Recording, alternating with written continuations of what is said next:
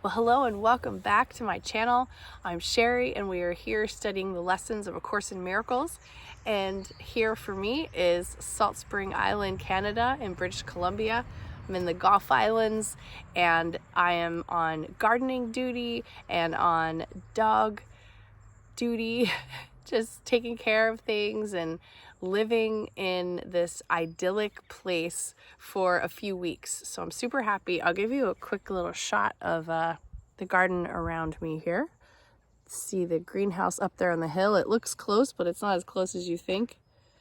Got a lot of beds that I'm planting stuff in, keeping watered, things of that nature.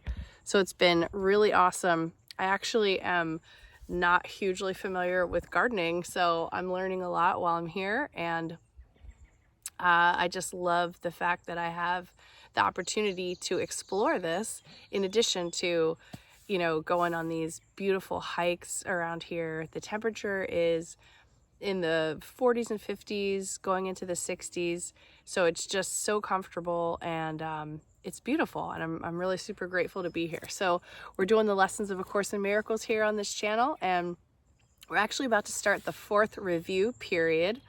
So I'm going to read the introduction, and then we have a couple of lessons that we're going to keep in our minds today. Hope you're all doing well, feeling the choice in your well-being, and you're choosing wellness. And if you're like me and you're sort of going through some symptoms right now, that you realize that what's happening is a surfacing of some unconscious guilt, and that you have a chance to ask for help to release and let go, heal those untrue beliefs in your mind, let go of any thoughts that are continuously bringing you into that place of just feeling bad for yourself, whatever's going on. The Course in Miracles can help you, and if you have patience, it will change your life. All right, so here we go. Review number 4, introduction. Now we review again. This time aware, we are preparing for the second part of learning how the truth can be applied.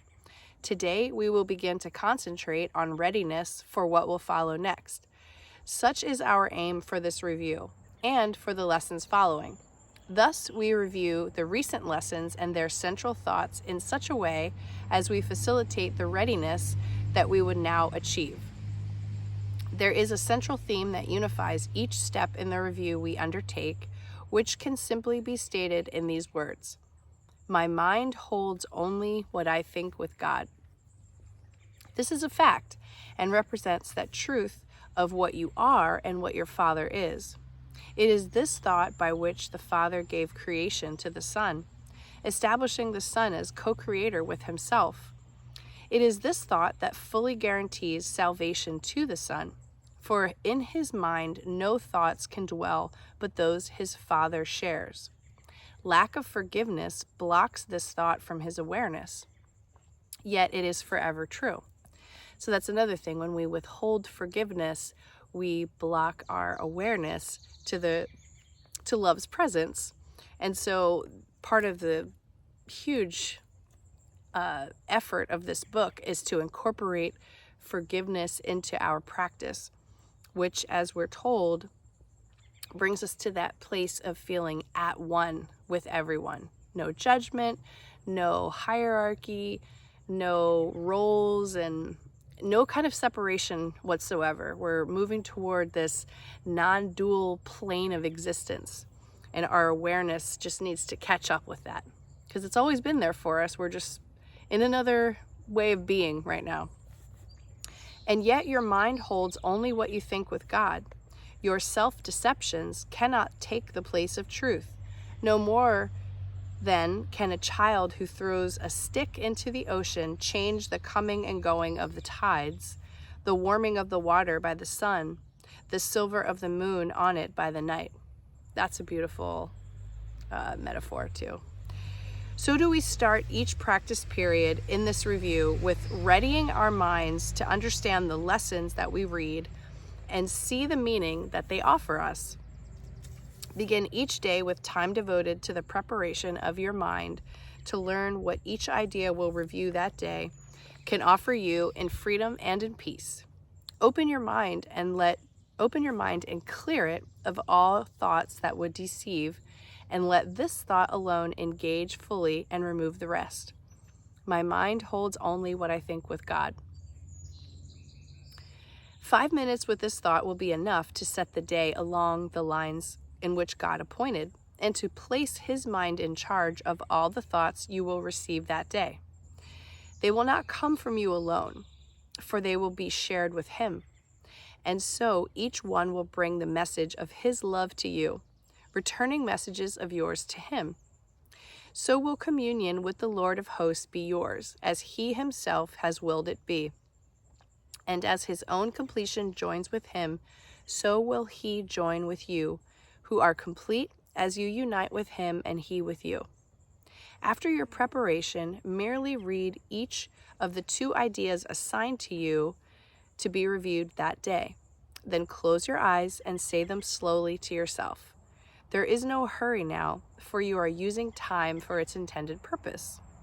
Let each word shine with the meaning God has given it, and as it was given to you through His voice. Let each idea which you review that day give you the gift that He has laid in it for you to have of Him. And we will use no format for our practicing but this. Each hour of the day, bring your mind the thought with which the day began, and spend a quiet moment with it.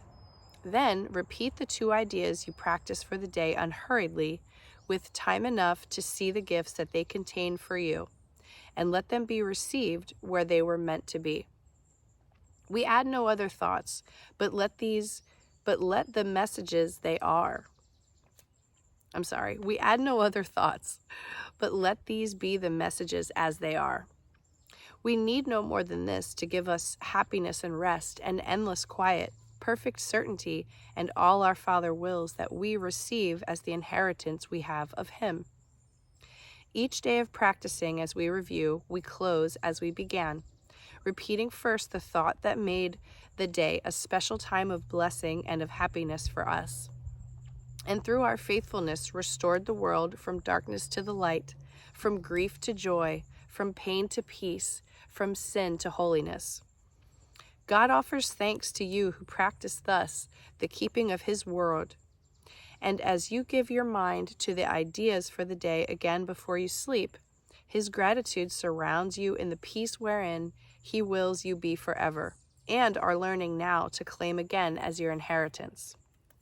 So lesson 141 is the number that we're on, and we're reviewing 2 lessons, and they don't include any additional explanation. So I love that we're just being given this freedom to experience the frequency of the thought, of the lesson title as it comes through, and what does it produce for us.